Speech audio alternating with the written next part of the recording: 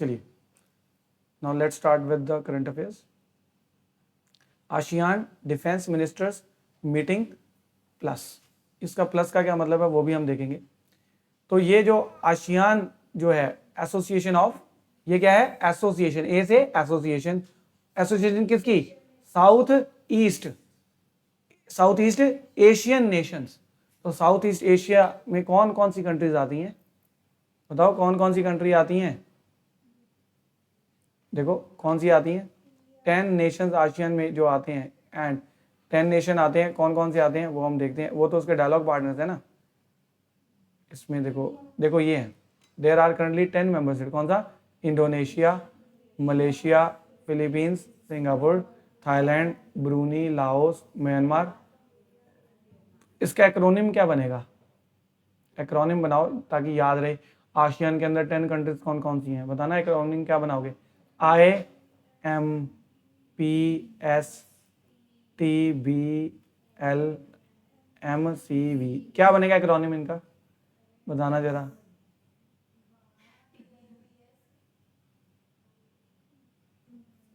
जो भी है अभी बना लेंगे, पहले मैं पढ़ लूँ, अपने मन में बनाते रहो एक्रोनिम। चलो ये पढ़ो जरा, वापिस आओ। तो ये प्लस का क्या मतलब है ये भी हम देखेंगे। 10 नेशंस तो इसका है, साउथ ईस्ट एशियन नेशंस। तो इसकी 14th मीटिंग हुई है of ASEAN defence ministers meeting plus, तो इसको हम बोलते हैं ADMM प्लस, ठीक है, ADMM प्लस। ADM मतलब ASEAN defence minister meeting plus. इनकी 14th मीटिंग हुई है ऑन, और ये किस चीज के ऊपर हुई है, कौन सी थीम है, on counter terrorism, will be held in new Delhi from March 19 to 20। तो हो चुकी है ये। को चेयर्स जो हैं ये एक्सपर्ट वर्किंग ग्रुप के अंदर कौन कौन होंगे इस बार, एक्सपर्ट वर्किंग ग्रुप के अंदर को चेयर्स कौन है, को chaired by, this meeting is को chaired by India and Malaysia. हाँ जी, expert working group on counter terrorism. तो ये जो आसियान है, इनका काउंटर टेररिज्म के लिए एक एक्सपर्ट वर्किंग ग्रुप है जो सिर्फ काउंटर टेररिज्म को ही डील करता है। तो एक्सपर्ट वर्किंग ग्रुप जो है, जो ये मीटिंग है, it will be co hosted या co chaired by India and Malaysia. Then expert working group structure क्या है, are co chaired by 1 ASEAN member state and 1 dialogue, India is the dialogue partner, बोलो yes और no. तो 1 is the member state of ASEAN and 1 is the dialogue partner. तो India जो है वो dialogue partner है, मलेशिया इज द मेंबर, ये भी पॉइंट हो गया। Then participants, delegation from 10 ASEAN members and 8 dialogue partners along with, और कौन है, Timor Leste and ASEAN Secretariat will be participating in the meeting. Meeting का ऑब्जेक्टिव क्या है, it aims to share the on ground experience of the defense forces of the ASEAN and its dialogue partners. It will lay the foundation for the exercises, seminars, workshops, ये सब होंगी, ठीक है इसके अंदर। देन ADMM प्लस, ये क्या है जी, ADMM ASEAN defence minister meeting plus. इनमें आसियान देशों के डिफेंस मिनिस्टर्स आ रहे हैं, कौन आ रहे हैं, इंडिया डायलॉग पार्टनर है, बट जो 10 देश हैं, जो कंबोडिया, फिलीपींस, इनके सबके डिफेंस मिनिस्टर्स। प्लस वर्ड जो है इसमें हम देखेंगे इसका क्या मतलब है। 10 आसियन नेशंस है, association South East Asian nation, and it's 8 dialogue partners हैं, ठीक है ये सारे, एंड इनको हम कलेक्टिवली क्या बोलते हैं, प्लस कंट्रीज, समझ आ गई। तो ये जो डायलॉग पार्टनर्स को ये क्या बोल देते हैं, आसियान प्लस, प्लस का मतलब डायलॉग पार्टनर्स। देन पर्पस क्या है ADMM प्लस मीटिंग का, to strengthen security and defense cooperation and to bring peace, stability and development in the region. History क्या है,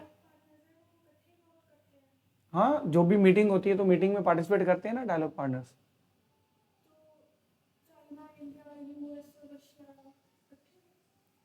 तो सारे इसके डायलॉग पार्टनर हैं, India, China, Australia, Japan, New Zealand, South Korea, Russia, US, BRICS. तो हाँ यहाँ पर मतलब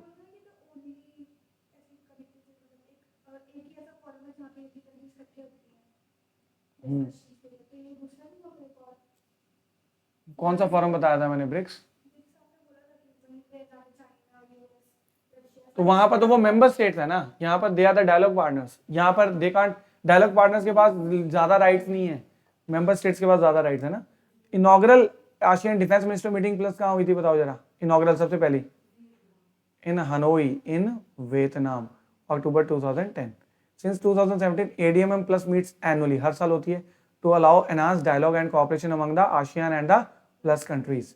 ऑब्जेक्टिव्स जो हैं to benefit ASEAN member state in building capacity to address shared security challenges, जो भी शेयर्ड सिक्योरिटी चैलेंजेस हैं, to promote mutual trust and confidence, इन देशों में म्यूचुअल ट्रस्ट एंड कॉन्फिडेंस बढ़े, टू प्रमोट स्टेबिलिटी सिक्योरिटी, ये सब कॉमन है।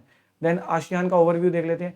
आशियान कब बनी थी, वॉज एस्टेब्लिश इन, बताओ कब बनी थी आशियान। आशियान प्लस की बात नहीं मैं कर रहा हूँ भाई, एडीएमएम प्लस की बात नहीं मैं कर रहा हूँ, मैं किसकी बात कर रहा हूँ, ASEAN. ASEAN plus it was establish on August 8, 1967, कहां पर, इन बैंकॉक, बाय 5 कंट्रीज। उस टाइम सिर्फ 5 कंट्रीज थी, Indonesia, Malaysia, Philippines, Singapore and Thailand. The motto of ASEAN क्या है, मोटो क्या है, one vision, one identity and one community. This is important, ये याद रखना।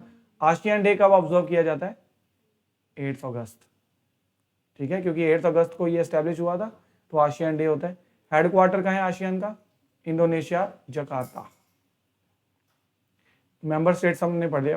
Where does the genesis of ASEAN lie, ASEAN was established with the signing of, कौन सी declaration sign हुई थी बताओ जरा, बैंकॉक डिक्लेरेशन। जो 5 कंट्रीज थी वो आशियान के फाउंडिंग फादर्स हैं।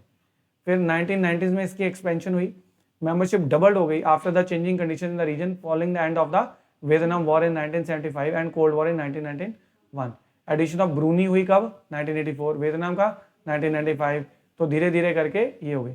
Member signed a deal to create a nuclear free zone in the South East Asian, अभी आएगा आगे।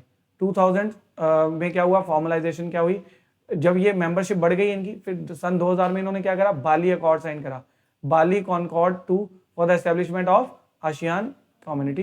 देन 2007 में सेबू डिक्लेरेशन करी इन्होंने sign to accelerate the establishment of ASEAN community by 2015। Then अच्छा, ASEAN का charter कब एनफोर्स में आया ये बताओ। 2008 में ASEAN charter comes into force and becomes a legally binding agreement. अब आशियान कम्युनिटी जो इन्होंने बनाई 2015 में, ये क्या है, 2015 community launch of ASEAN community. तो इसमें क्या क्या आया, इसमें आशियान कम्युनिटी में 3 पिलर्स हैं, ASEAN political security community, ASEAN economic community, ASEAN socio cultural community. Then 2022 में, दिस इज इंपॉर्टेंट, ये आप नोट डाउन करो, ये तो पेपर में वो पूछेगा कि भाई फर्दर एक्सपेंशन की बात कर रहे हैं, आशियान को एक्सपैंड करने की बात कर रहे हैं। ASEAN announce that it has agreed in principle, किसको एडमिट करने जा रहा है आशियान, ईस्ट तिमोर, जिसको तिमोर लेस्ते भी बोलते हैं, एज द 11th मेंबर। अभी ऐड नहीं है, एग्री किया है इन प्रिंसिपल, जिस दिन ऐड हो गया तो ये बहुत इंपॉर्टेंट हो जाएगा। बट किस देश को ऐड करने की बात इन्होंने करी, एग्री किया है इन्होंने, तिमोर लेस्ते को 11th मेंबर बनाएंगे। The half island nation is granted observer status, अभी तक क्या दिया इसको, ऑब्जर्वर स्टेटस, ठीक है। Now what is the institutional mechanism of ASEAN, जो आशियान है वो कैसे वर्क करता है, तो एक तो आशियान समिट होता है, देन आशियान कोऑर्डिनेटिंग काउंसिल की मीटिंग होती है, देन आशियान की सेक्रेटेरिएट की मीटिंग्स होती है, आशियान के रीजनल फोरम मीटिंग्स होती हैं, डिसीजन मेकिंग्स होती हैं। तो देख लो सुप्रीम, अब ये भी क्वेश्चन पूछ सकते हैं, which is the supreme decision policy decision making body in ASEAN, तो क्या बोलोगे आप, ASEAN summit. It is the highest level of authority in ASEAN. Summit sets direction for the ASEAN policies and under the charter summit meets, कब मिलती है इनकी meeting, हमारे twice a year, एक साल में 2 बार मिलते हैं। Then ASEAN coordinating council, it oversees the implementation of ASEAN agreements, जो यहाँ पर एग्रीमेंट साइन हुए हैं पॉलिसीज, ये इसको ओवरसी करती है। आशियान की सेक्रेटेरिएट क्या करती है, it facilitate ASEAN activities and initiatives. तो ये इनके छोटे छोटे रोल्स हैं। अब आप देखते हैं चेयरमैनशिप, आशियान की चेयरमैनशिप जो है एनुअली रोटेट होती है, हर साल रोटेट हो जाती है, based on alphabetical order of the English name of the member states, ठीक है, based on the alphabetical order. Now next पढ़िए आप, ASEAN summit is the highest decision making body, this we have seen in ASEAN comprising, ASEAN जो summit है इसके अंदर कौन कौन होता है बताओ जरा, हेड्स ऑफ द स्टेट और द गवर्नमेंट। तो हमारे यहाँ से आशियान समिट में कौन पार्टिसिपेट करने जाएगा, अगर डायलॉग पार्टनर्स अलाउड है तो कौन, हेड ऑफ द गवर्नमेंट कौन होता है, prime minister, head of the state कौन होता है, प्रेसिडेंट, ठीक है। तो ये आशियान समिट में हाईएस्ट लेवल की मीटिंग होती है। As per the regular practice ASEAN summit meeting shall be held twice annually, ये हम देख चुके हैं। फर्स्ट आशियान समिट कहाँ हुआ था बताना जरा, आशियान समिट की पहली मीटिंग कहाँ हुई थी, बाली, इंडोनेशिया। और ये एक इन्फ्लुएंशियल ग्रुप कंसिडर किया जाता है आशियान, वाई बताओ, बिकॉज इसके डायलॉग पार्टनर कौन है बताओ, यूएस, चाइना, जापान, ऑस्ट्रेलिया, इसलिए ये एक इन्फ्लुएंशियल ग्रुप है।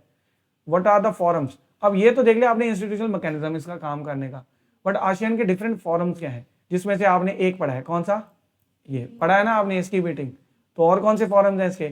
आसियान रीजनल फॉरम है जी, ठीक है। देन आसियान +3 है जिसमें चाइना, जापान और साउथ कोरिया है। देन ईस्ट एशिया समिट भी होता है इसका, ये भी बहुत न्यूज में रहता है। तो ये और ये दोनों इंपॉर्टेंट है आपके लिए। East Asia summit first held in 2005, the summit seeks to promote security and prosperity in the region, and usually it is attended by the heads of the state from ASEAN, Australia, China and all that. ADM ये ASEAN defence minister meeting plus meeting, तो यहाँ पर लिखा है it is a platform for ASEAN and 8 dialogue partners, ये हम देख चुके हैं और ये कंट्रीज भी हम देख चुके हैं, है ना। देन ASEAN की इकोनॉमिक सिग्निफिकेंस क्या है? ये ग्रुप है 10 कंट्रीज का और डायलॉग पार्ट, इसकी इकोनॉमिक सिग्निफिकेंस क्या है वर्ल्ड लेवल पे? तो इसमें कितनी पॉपुलेशन रहती है बताना जरा? 655 मिलियन पॉपुलेशन। तो 8.5% ऑफ द दुनिया की पॉपुलेशन इन देशों में रहती है, समझ आई।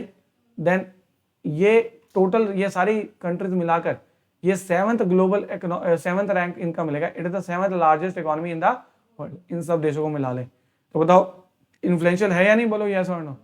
ये सारे देश इन्फ्लुएंशियल है। Third labour force, ASEAN has the third largest labour force in the world behind China and India. Fourth export region, ASEAN is the fourth largest exporting region in the world. किसके पीछे है? सबसे ज्यादा export कौन करता है? European union. European union में कितनी कंट्रीज हैं? 27। देन नॉर्थ अमेरिका है दूसरे नंबर पे। देन तीसरे नंबर पे कौन है? China, Hong Kong, accounting for 7% of the global. तो ये जो ASEAN है 7% ग्लोबल एक्सपोर्ट्स ये करता है, समझ में आई। तो है इन्फ्लुएंशियल, बोलो यस और नो। इन्फ्लुएंशियल है। देन उसके बाद मेजर ग्लोबल हब है for manufacturing and trade, 7th largest economy in the world, ये हम देख चुके हैं। 4th ये हम देखें। ASEAN इज द, ये देखो ASEAN is India's 4th largest trading partner. India का ये 4th लार्जेस्ट ट्रेडिंग पार्टनर है। हम ASEAN के साथ मतलब सबसे ज्यादा ट्रेड हम यूएस के साथ करते हैं, है ना। तो चौथे नंबर पे किसके साथ करता है इंडिया? ASEAN ग्रुपिंग के साथ, जो 10 देश हैं। तो with this news is over, this PDF is over. Now ये वाली कर लेते हैं, लेटेस्ट वाली। What is the role of the APEDA? करेंगे वो। What is the role of APEDA?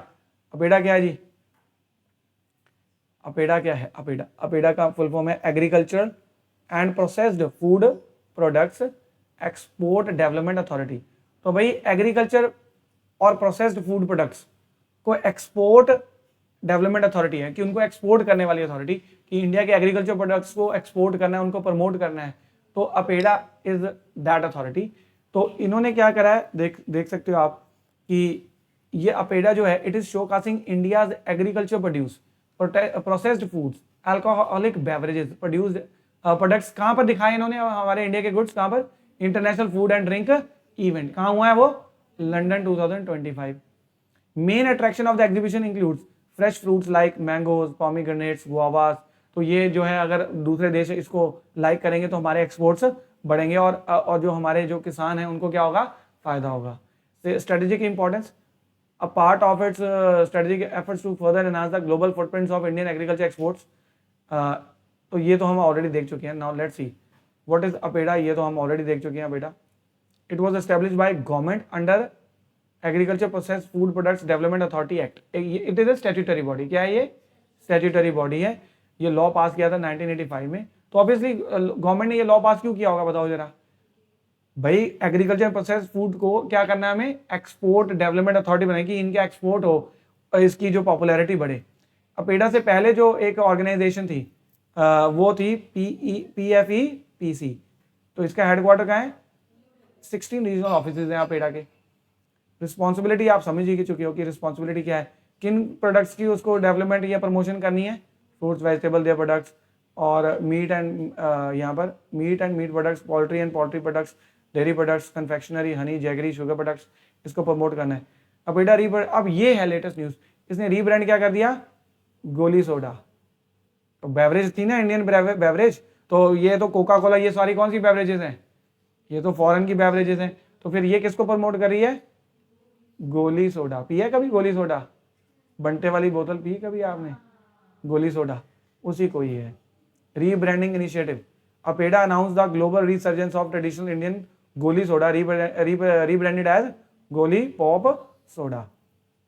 Once a household staple, कई बार किसी टाइम पे ये हमारे घरों में देखी जाती थी। Now it is marking a remarkable come back on the global stage. Driven by innovative and re invention.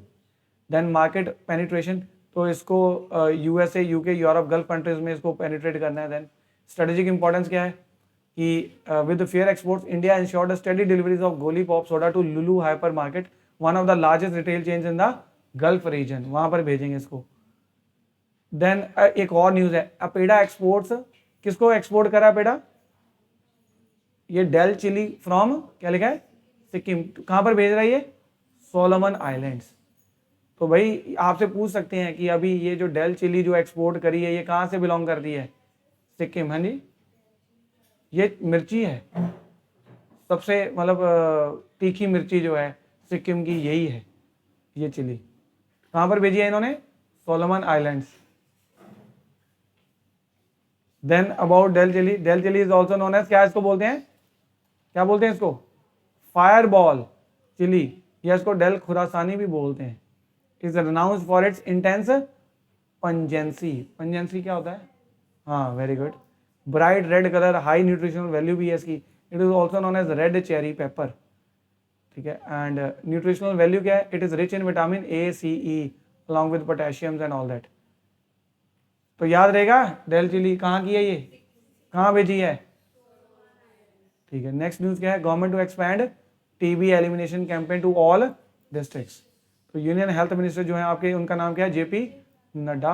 Announce scaling up of the tuberculosis elimination campaign to cover all the districts in India. अब बताइए, world tuberculosis day 2025 summit जो है ये held हुआ कहाँ पर? New Delhi in March 24। Then launch on, ये जो ट्यूबर एलिमिनेशन कैंपेन है ये लॉन्च कब हुई थी पहले? अब ये सारे डिस्ट्रिक्ट्स में लॉन्च हो गई है, पहले लिमिटेड डिस्ट्रिक्ट्स में लॉन्च हुई थी, ठीक है। पहले किस में हुई थी? 445 डिस्ट्रिक्ट्स।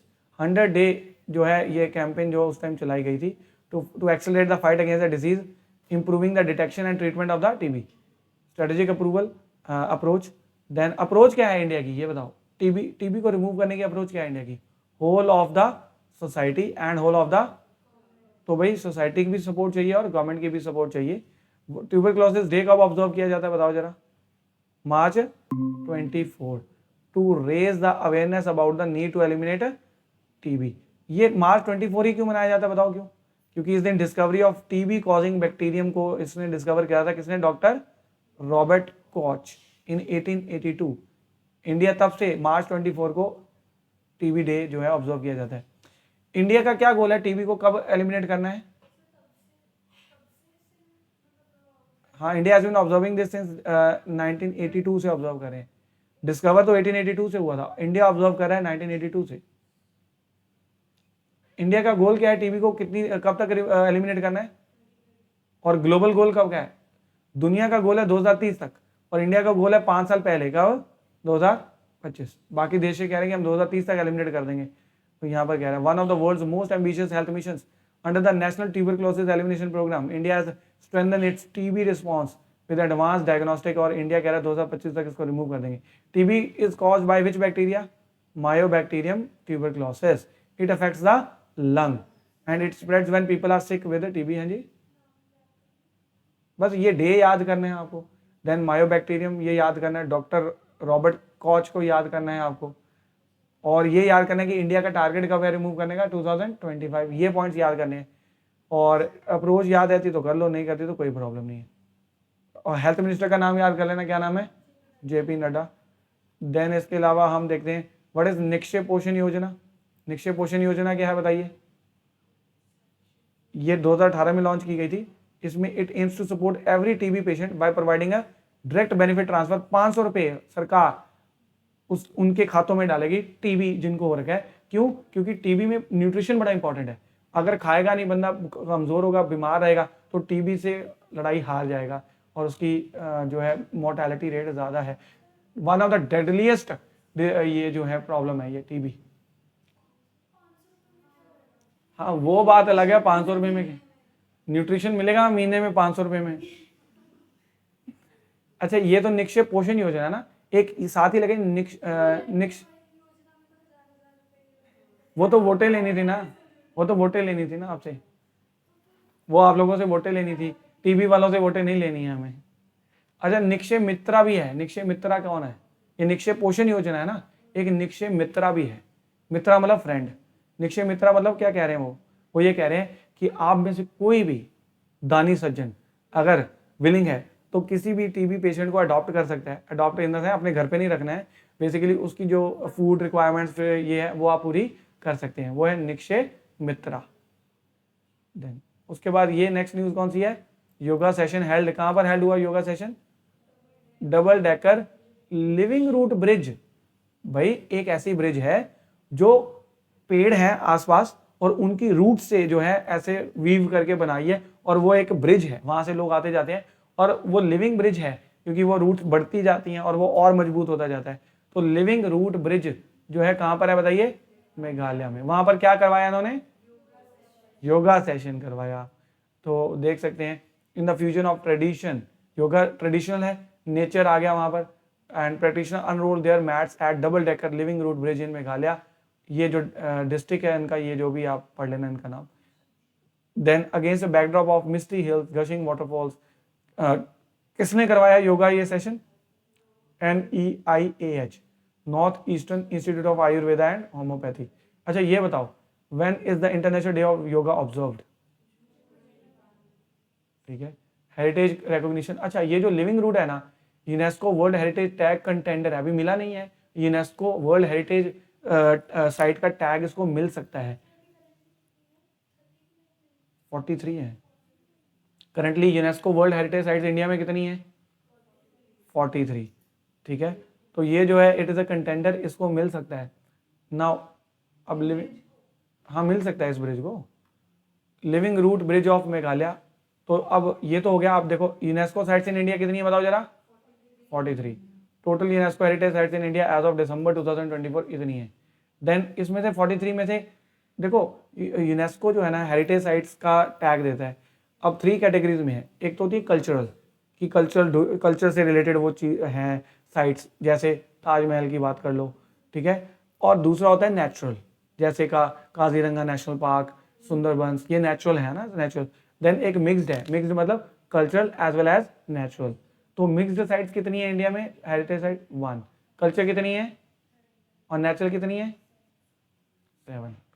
अब देखो living root bridge of Meghalaya showcase the close knit relationship between Khasi tribes and the nature. ये खासी ट्राइब जो है उनका ये पुराना सिस्टम था कि वो लिविंग रूट्स को वीव करके क्या बना देते थे, ब्रिजेस बना लेते थे। अभी मैं बताऊंगा कौन सी है, नीचे सब लिखा हुआ है। दे आर लोकली, इनको क्या बोलते हैं लिविंग रूट्स को, लोकली क्या बोलते हैं वहां पर, ठीक है, जो भी बोलते हैं आप इसको पढ़ लो, लिख लो जो भी बोलते हैं। देन यहाँ पर in March 2022 living root bridge cultural landscape of Meghalaya were included in the tentative list of the world. अभी टेंटेटिव लिस्ट है, परमानेंट लिस्ट नहीं आई।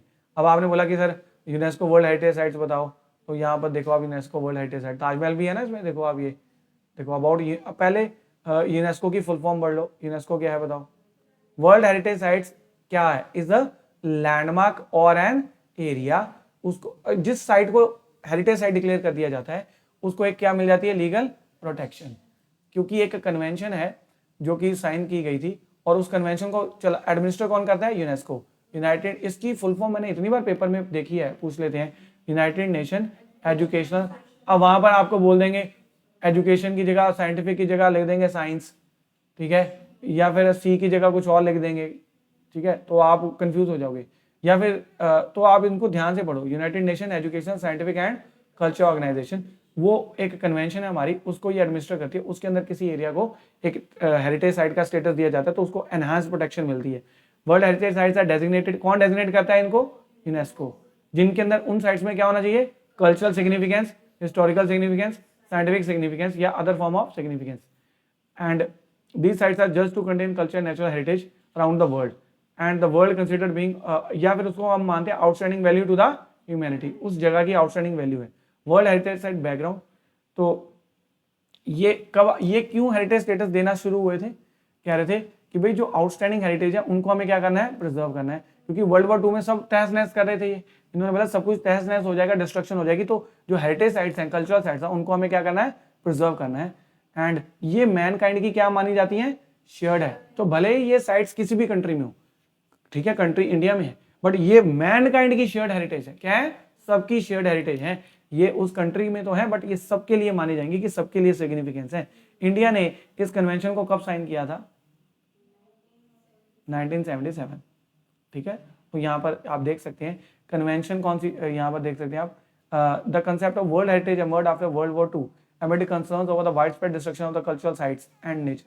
Efforts to remedy this led to the drafting of 1972 Convention concerning the protection of world cultural and natural heritage, commonly known as World Heritage. इसको convention को क्या बोलते हैं? World heritage convention. Then तो जो countries को convention को sign कर लेता है, जैसे इंडिया ने साइन करा 1977 में, दोज कंट्रीज एक कमिटमेंट करती हैं to protect not just the national heritage but the mankind share heritage irrespective of where the sites are located. UNESCO world heritage site selection criteria क्या है? What is the selection criteria? तो outstanding universal value होनी चाहिए पहले बात, उस site की क्या होनी चाहिए? Outstanding universal value by meeting one और द मोर क्राइटेरिया। क्राइटेरिया ये है, कल्चरल साइट्स के लिए इनमें से कोई क्राइटेरिया फुलफिल हो जाए और नेचुरल साइट्स में से इनमें से कोई क्राइटेरिया फुलफिल हो जाए, उस साइट को ये क्या डिक्लेयर कर देते हैं? क्या डिक्लेयर कर देते हैं? Heritage site. तो masterpiece of human creative genius, represents culture interchange civilization, तो ये सारे हैं। हाँ जी, इनमें से कोई भी एक। Then world heritage sites legal status, एक बार अगर किसी साइट को लीगल ये हेरिटेज स्टेटस मिल गया तो इरिस्पेक्टिव ऑफ द सॉवरेनिटी या जिस मर्जी कंट्री में हो, they become the collective responsibility of all the countries. और लिखा है यहाँ पर स्टेट की क्या ऑब्लिगेशन हो जाती है? जिस साइट को हेरिटेज स्टेटस मिल गया उस कंट्री की ऑब्लिगेशन हो जाती है कि उसको आइडेंटिफाई करे, उसको प्रोटेक्ट करे, उसको कंजर्व करे एंड फ्यूचर जनरेशन के लिए। देन रीजनल प्लानिंग के अंदर उसको ये करे कि जहाँ सड़क बन रही है, पेड़ कट रहे हैं, जैसे अभी लेटेस्ट न्यूज़ है ताज ट्रेपीजियम जोन, पढ़ाया था आपको मैंने ताज ट्रेपीजियम जोन, अभी ये न्यूज़ में पढ़ाया था थोड़े दिन पहले मैंने, जिसमें ताज ट्रेपीजियम जोन में कौन कौन सी चीज़ें आती हैं? ताजमहल, आगरा फोर्ट हैं, फतेहपुर सिकरी, आगरा फोर्ट, ये तीनों चीजें आती हैं ताज ट्रेपीजियम जोन में। इनमें आप पेड़ नहीं काट सकते, इनमें आप इंडस्ट्रीज नहीं लगा सकते धुएं वाली। तो जिनको हेरिटेज स्टेटस मिल गया है तो उन कंट्रीज को इन जहां पर ये हैं वहां पर रीजनल प्लानिंग और ऐसे एक्शंस नहीं अलाउड हैं जो उस हेरिटेज को क्या करें? हार्म करें। तो पेड़ पूड़ नहीं काट सकते आप ज्यादा, या फिर आप ऐसी इंडस्ट्रीज नहीं वहां लगा सकते। अभी ये लेटेस्ट चल रहा है, सुप्रीम कोर्ट ने ये ताज ट्रेपीजियम जोन के अंदर काफी सारे पेड़ कट कर दिए थे इन्होंने, उसके ऊपर एक्शन लिया इन्होंने कि। देन आगे आप देखिए इंटरनेशनल सपोर्ट भी मिलेगी इसके लिए। Then UNESCO world heritage sites in India कौन कौन सी हैं बताइए प्लीज। देखिए जरा, ये अब मैंने 35 नहीं लिखी, कल्चरल कितनी थी? 35 थी ना, मैंने 35 का यहाँ पर नहीं बनाया। 35 ना तो आप याद करोगे, मैंने सिर्फ कुछ ही बनाई हैं और आप देख सकते हैं। सबसे पहले है आगरा फोर्ट, वो कहाँ है? Uttar Pradesh. Mughal palace fort with crucial history. Then दूसरा नंबर मैंने आपको बताया ताजमहल, ये भी Uttar Pradesh, architectural masterpiece of the Mughal era, ये दिख रहा है आपको। देन उसके बाद शांति निकेतन वेस्ट बंगाल, इसको देखो ये लेटेस्ट वाले मैंने बना दिए 2023, 2023 एंड 2024 जो लेटेस्ट ऐड हुए हैं। ये इस पे क्वेश्चन आ सकता है कि बताइए लेटेस्ट कौन सी ऐड हुई हैं, तो आप बोलोगे शांति निकेतन है।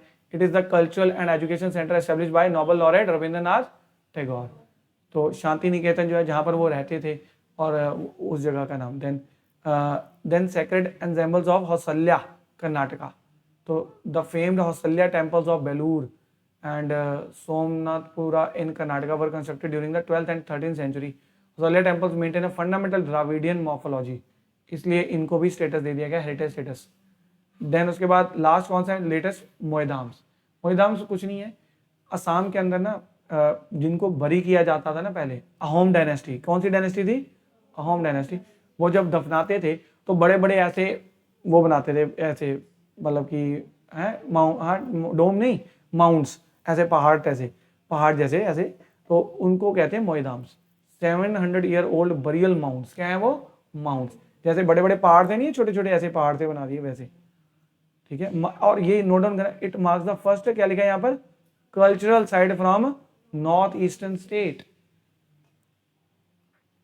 Then UNESCO natural world heritage sites in India. अब 7 है, ये मैंने 7 की 7 वैसे ऐड कर दी थी। नहीं, खुद एक कमेटी होती है, अभी आएगा कमेटी कैसे सिलेक्ट करते हैं ये।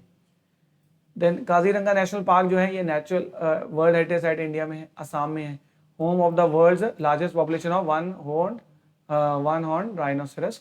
Then Keoladeo national park Rajasthan, important man made wetland providing refuge to the migratory water birds. Then Manas wildlife sanctuary Assam, critical tiger habitat representing the biodiversity of eastern Himalayas. Sundarbans national park West Bengal में है, largest estuarine mangrove forest globally endangered by rising sea level. और कौन से हैं? Nanda Devi and valley of flowers national, then Uttarakhand के अंदर है ये.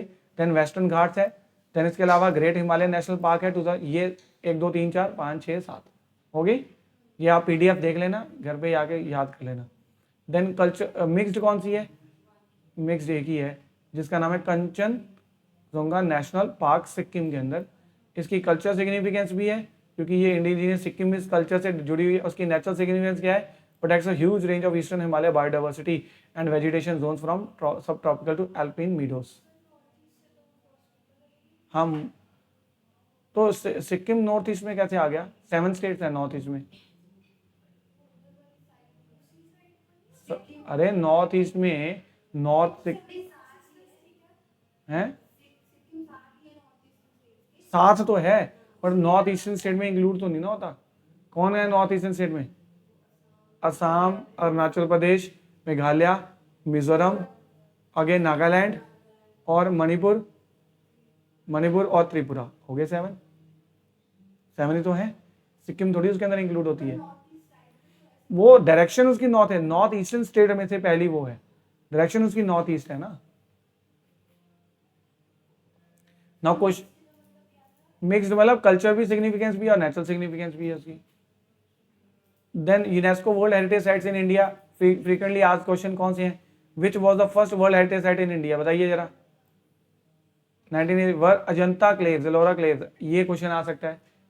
देन क्वेश्चन आ सकता है which Indian state has the most world heritage sites? कौन सी स्टेट में है? Rajasthan has 6 world heritage sites. Then अब ये फिर मैंने अब नोट डाउन करा, ये न्यूज मैंने इसमें डाली है कि 6 प्रॉपर्टीज को इन्होंने टेंटेटिव लिस्ट में डाला है.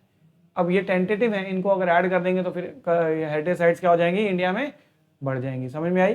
तो यहाँ पर दीज आर कौन सी टेंटेटिव लिस्ट में? इसको नाम याद ना करो क्योंकि टेंटेटिव है, नाम नहीं याद करना, बट एक बार देख लो आप. Mudumal menhirs of Telangana, Kanger valley national park in Chhattisgarh, Ashokan edict in multiple states, और ये योगिनी और temple in Madhya Pradesh, Odisha, Gupta temples in multiple states.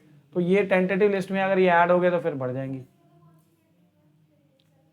सबसे ज्यादा heritage sites, I am forgetting the name, let me see, just give me 1 minute.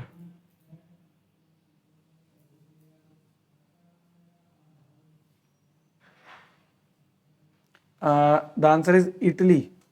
Italy has the most UNESCO World Heritage Sites in the world with 60 sites. India पे तो 43 है ना. Number I don't know. Then फिर China है, then France है, then Germany है, then Spain है. China में 59 है, फ्रांस में 53 है, जर्मनी में 54 है, ऐसे है. स्पेन में 50 है साइट्स, ऐसे हैं. Then tentative list of UNESCO world heritage sites. तो बेसिकली टेंटेटिव लिस्ट कौन सी होती है भाई? According to the world heritage convention, tentative list is an inventory of properties of a country which a country believes deserve to be a world heritage. जो country को लगता है कि इसको क्या मिलना चाहिए? स्टेटस मिलना चाहिए, उसको टेंटेटिव लिस्ट में डाला जाता है. Waiting list. After UNESCO includes a property in the tentative list, the country has to be prepare a nomination document that will be considered by UNESCO world heritage committee. अब committee की बात आ रही है कि इंडियन ऑर्गेनाइजेशन कौन tentative list में डालते हैं? इंडिया में कौन सी ऑर्गेनाइजेशन है बताओ जरा, कौन सी है? Indian national commission for cooperation with UNESCO, ये है एक. एंड इसके साथ archaeological survey of India. Then उसके बाद हु सिलेक्ट्स द साइट्स, ये आपका क्वेश्चन था, who selects the sites and what are the key criteria for selection of the. तो यहाँ पर आप देख सकते हैं यूनेस्को वर्ल्ड हेरिटेज कमेटी जो है ये मिलती है at least once every year. Generally कब मिलती है? जून जुलाई में. और ये डिसाइड करते हैं किसी को ऐड करना है, रिमूव करना है, मॉडिफाई करना है या नहीं. देन कमेटी के अंदर कॉम्पोजिशन के इट कंप्राइजेस ऑफ 21 मेंबर्स.